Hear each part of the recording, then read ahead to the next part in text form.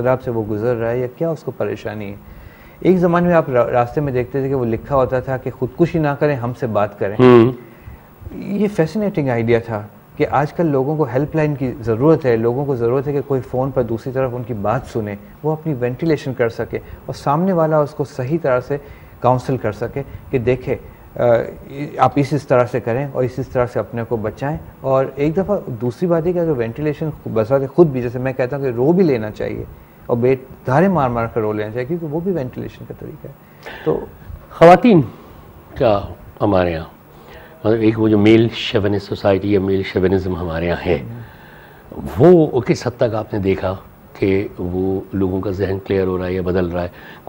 कुछ उम्मीद नज़र आ रही है आपको कि ख़वातीन का शहरों में, गांव देहात की तो बात ही नहीं कर रहा, वहाँ तो अभी तक इत्तलात आ रही हैं कि बहुत तारीखी है। हाँ। वहाँ तो कारोकारी वनी अब तक ये कभी रस्में जो हैं एग्जिस्ट करती हैं और बस किस्मती से हमारे पार्लियामेंटेरियंस ही उसका डिफेंड भी करते हैं उसको कि ये हमारी रिवायतें हैं। बलूचिस्तान में 5 जिंदा दरगोर ख़वातीन को जिंदा दरगोर किया था और यही डिफेंड के लिए आया गया। शहरों में क्या हालत है? शहरों में देखें मेल शोविनिज़्म है, सर्टेन पॉकेट्स में है, लेकिन अब औरतों में भी टॉलरेंस ख़त्म होता जा रहा है। मतलब आप देखेंगे जितनी डिवोर्स रेट्स बढ़ गई हैं, अब वो औरतें ये परवाह नहीं करती इस बात की कि ये इस मैट्रिमोनियल बॉन्ड से निकल आएंगी तो उसके क्या नताइज या क्या दूरस्थ नताइज इसके मुरतब हो सकते हैं। टॉलरेंस ज़ीरो होती जा रही है, बदतरीज कम। तो मेल शोविनिज़्म जहाँ है वहाँ डिवोर्स रेट्स हैं, वहाँ सिंगल पेरेंट फैमिलीज़ हैं, वहाँ मैरिटल ब्रेकडाउन, फैमिली तो ये तो मगरिब का भी अलमिया है, वेस्ट में भी हो रहा है, वहाँ पे भी सिंगल पेरेंट्स बहुत हैं। हम अडॉप्ट कर रहे हैं ना, ये बात हमने अडॉप्ट करनी शुरू कर दी है, वो हम पर असरअंदाज हो रही हैं चीज़ें, इसलिए टॉलरेंस की कमी हो गई। क्यों, वजह क्या है? टॉलरेंस क्यों खत्म हो गई? टॉलरेंस जब भी किसी माशरे में इस्तेकाम नहीं होता, जब भी हम अपनी वैल्यूज से दूर हो जाएंगे, जब भी हम अखलाकी कदरों को भूलने लगेंगे, जब हमें अदम एतमाद, बेयकीनी की कैफियत और हमारे आसपास हमारी इकोनॉमी सही नहीं होगी, लिटरेसी सही नहीं होगी, ये सारे फैक्टर्स मिलकर इंसान को इस माइंडसेट उसका ऐसा बना देते हैं कि वो फिर सारी चीज़ें मतलब पहले तो मजबूरी थी ना हमारे यहाँ, तो सबसे बड़ी चीज़ तो इकोनॉमी है ना, कि इकनॉमिक्स है कि वो एक औरत सारे जुल्म सह लेती थी, सारी ज़्यादतियाँ अलहदा इसलिए नहीं होती थी कि खाऊंगी कहाँ से, क्योंकि वो तो पेरेंट्स ने तो भेज दिया रुखसत करके, बहन भाई अपने अपने कामों में लग गए, हर कोई इकोनॉमिक डिप्रेशन का शिकार है, तो वो बेचारी क्या करेगी? तो अब भी ऐसा तो वो फिर मजबूरी में कॉम्प्रोमाइज़ करती थी और अपनी ज़िंदगी खुद ही भुगत लेती थी। पता नहीं कितनी नफ्सियाती केसेस बन गई होंगी इस किस्म में। अब भी ऐसा है उन औरतों के साथ जिनके पेरेंट्स उनको तालीम नहीं दिलाते, जिनके पेरेंट्स उनको अपने पाँव पर खड़ा नहीं करते, वो मजबूर होती हैं और वो टॉलरेट करती हैं और सारी ज़िंदगी उस चक्की में पिसती रहती हैं।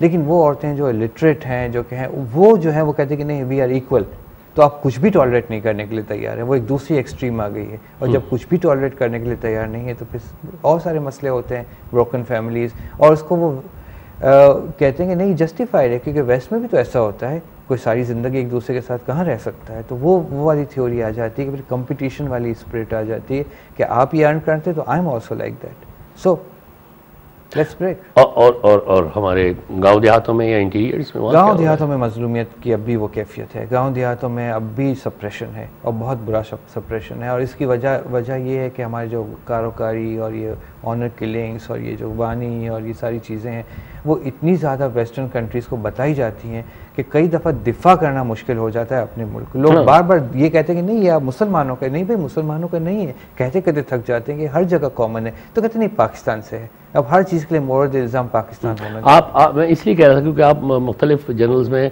अखबारों में मज़ामीन लिखते रहते हैं और मुसलसल कंट्रीब्यूट करते हैं, और वहाँ कनाडा में कई टेलीविज़न चैनल्स पे भी आप आते हैं और हुसन और किलिंग के हवाले से आपसे ज़रूर मशवरे लिए जाते हैं। तो क्या फोकस ये होता है कि इस्लाम नॉट पाकिस्तान?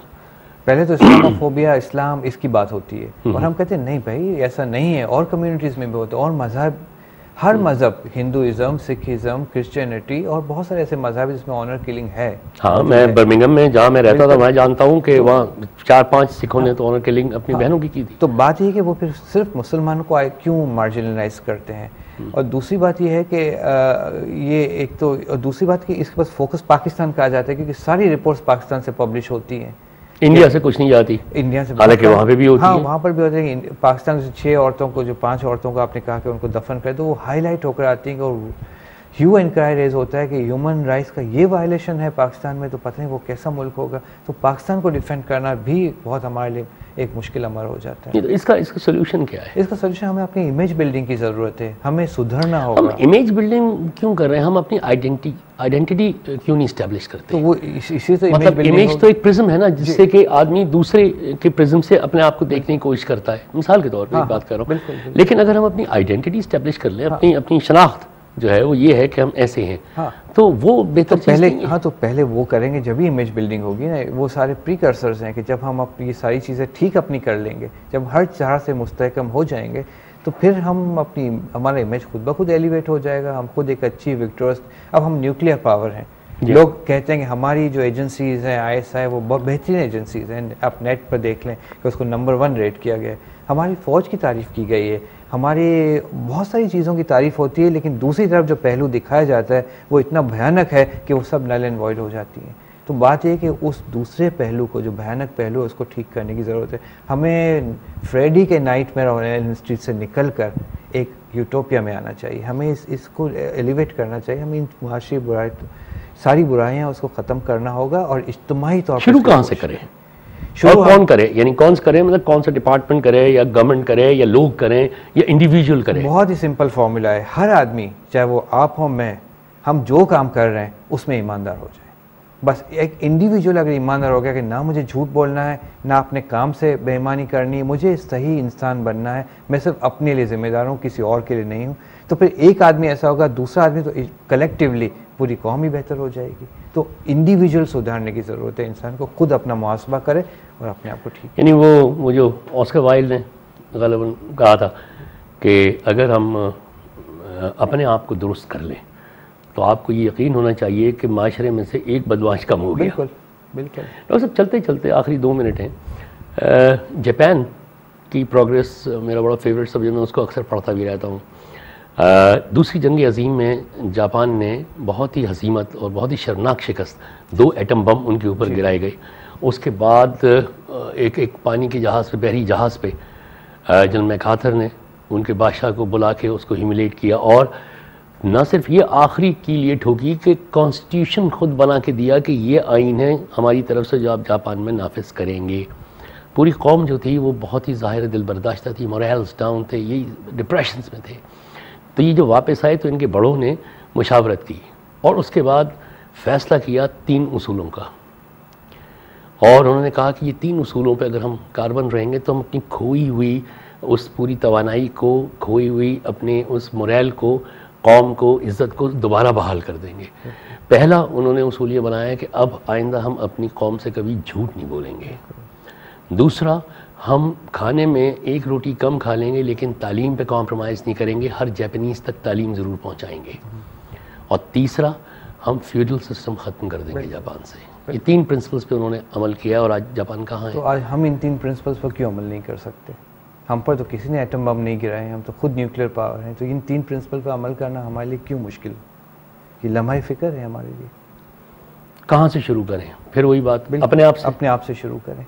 और फिर हम अपने आप से शुरू करेंगे तो ना करप्ट हुक्मरान हमारे पास हम पर हुकूमत कर सकेंगे, ना हमारी जुडिशरी को कोई प्रॉब्लम होगा, ना हमारी एजुकेशन सिस्टम को कोई प्रॉब्लम होगा। क्योंकि जब आप देखें ना, जब बहुत सारे अच्छे लोग जमा हों तो एक ख़राब आदमी सर्वाइव नहीं करता। जब बहुत सारे ख़राब लोग तो एक अच्छा आदमी ख़राब हो सकता है। यानी हम अपने असास से किसी सियासी पार्टी को डिक्लेयर करने की बजाय अपने असास से पहले अपने आप को डिक्लेयर करें या अपने ज़मीर को डिक्लेयर करें, ये कहना चाह रहे हैं। मैं तो हमेशा ये कहता हूँ रिज़वी साहब कि हमारा जो इस्लाम में कॉन्सेप्ट है कि जो खलीफा वक्त होता है, ये जो हुक्मरान होता है, उसको सोने की चैन से इजाज़त नहीं है अगर उसकी रियाया में से कोई एक आदमी डिस्टर्ब हो या पेट भर खाना नहीं खाया हो। हज़रत उमर का तो कौल था आप जवाब कि फुरात के साहिल पर एक कुत्ता भी अगर भूख से मर गया तो जवाब दे मैं हूँगा। तो आप देखें ना, एंजेलिना जोली आई थी यहाँ पर और सैलाब हो रहा था, तो उसकी दावत जो की गई थी शानदार तरीके से, वो मैच नहीं करती थी हमारे, और उसने जाकर ये रिपोर्ट भी दी।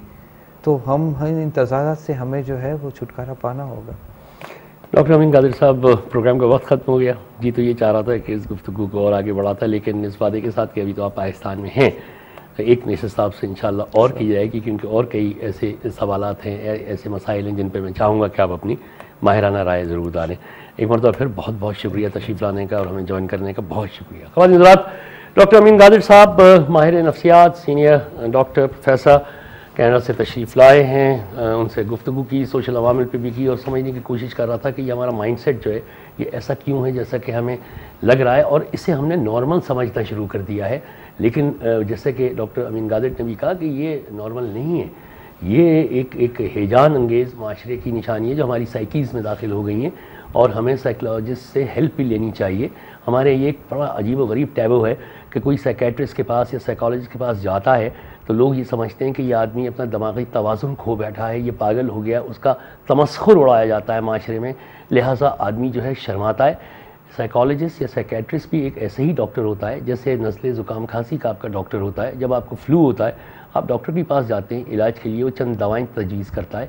इसी तरीके से अगर एलिमेंट ऑफ फियर है या एक डिप्रेशन की कैफियत आपको महसूस हो रही हो, बेचैनी हो, तो एक माहिर नफ्सियात के पास जाने में कोई हर्ज नहीं है और उनसे एक मकालमा करने में कोई हर्ज नहीं है, क्योंकि हम जहनी तौर पे जब तक सेहतमंद नहीं होंगे उस वक्त तक एक सेहतमंद माशरा कैसे तश्कील दे सकते हैं। और जैसे डॉक्टर साहब ने कहा कि हम अगर इस पाकिस्तान को मजबूत और मुस्तहकम देखना चाहते हैं, जो कायद आज़म का भी ख्वाब है, मेरा भी ख्वाब है, आपका भी, आपके बच्चों का भी, मेरे बच्चों का भी, तो हम पहले अपने आप को दुरुस्त कर लें। अपने किसी से दूसरे से तवक्को नहीं रखें, अपने से ये तवक्को रखें कि हम एक ईमानदार आदमी हो जाएं, तो ये माशरा आहिस्ता आहिस्ता बहुत सारे ईमानदारों पर मुश्तमिल हो जाएगा। उम्मीद है सारी गुफ्तगू से आपने भी इतना इस्तेफादा किया होगा जितना कि मैंने। अगले प्रोग्राम तक के लिए खुदा हाफिज़। हर कुल अम्र को सदा दो कि अपनी फर्द अमल संभाले, उठेगा जब जम में सरफरोशा पड़ेंगे दारो रस्म के लाले, कोई न होगा जो बचा ले, जजा सजा सब यहीं पे होगी, यहीं अज़ाब व सवाब होगा, यहीं से उठेगा शोर महशर, यहीं पे रोज़े हिसाब।